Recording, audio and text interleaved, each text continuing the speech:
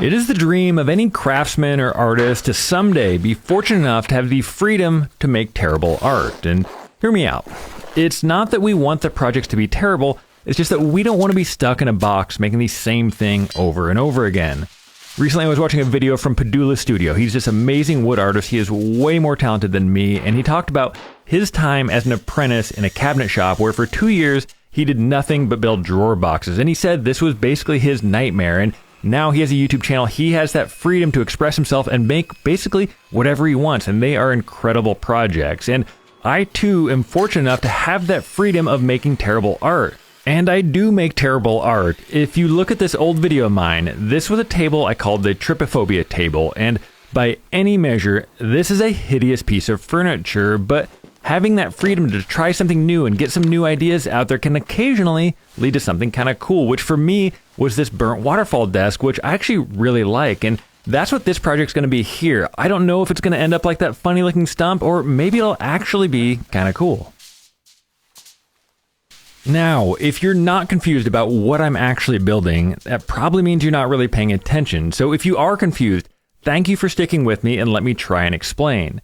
In the past, I've done a few different iterations of these denim tables. The first one I did was just 50 layers of denim, one on top of the other, and I thought it was pretty cool in the end.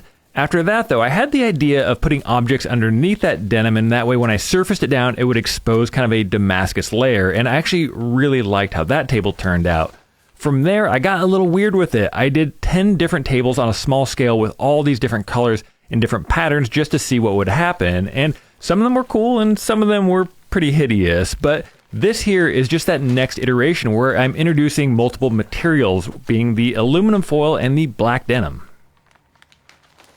The real question though is going to be whether or not denim and aluminum will even stick together in the first place, and I actually wouldn't have thought that they would, but I did a small sample piece a few months back that turned out perfect. I didn't just jump into this one with both feet. I did a little bit of research first, but once I got to cutting the bag apart, first of all, this is always a freaking nightmare. This peel ply does not peel very easily, and once I got it started though, I got this corner off and I went over to the next corner, and almost immediately I realized there was a huge problem, and that top layer was basically not bonded at all. It just flaked off, and I pretty much thought the project was over at this point, but I figured I might as well at least remove the rest of the peel ply and see how the table looks.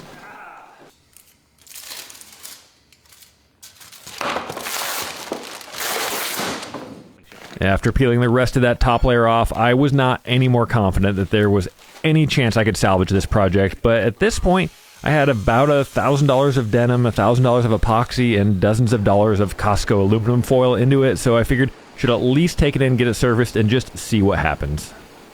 After about 35 very delicate passes, the piece actually held together, and I'm not completely out of the woods yet, but I am feeling really good about this, and this is going to be a big step, getting it cut into a circle. And if I didn't mention this yet, my original plan for this piece was going to be to turn it into a kind of unique piece of wall art, but the more I thought about that, the more I realized that woodworkers that attempt to make wall art are generally kind of pretentious pricks, and I've sold quite a bit of wall art and I stand by that statement. So instead of that, what I'm going to do is I'm going to turn this into an oversized coffee table. It's going to be 48 inches in diameter because pretentious pricks don't make coffee tables, craftsmen make coffee tables.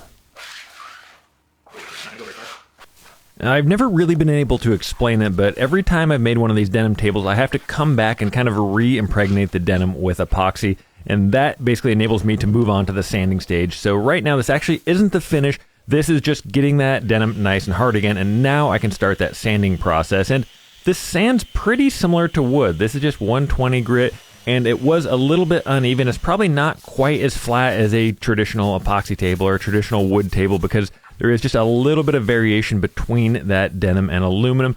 But now, this is the actual finish process. This is a hard wax oil, and this is actually going to enable you to feel the grain, so to speak. And I think it's pretty cool because I love on wood tables being able to feel the wood grain, and just like that, you're going to be able to feel the grain between this aluminum and this denim.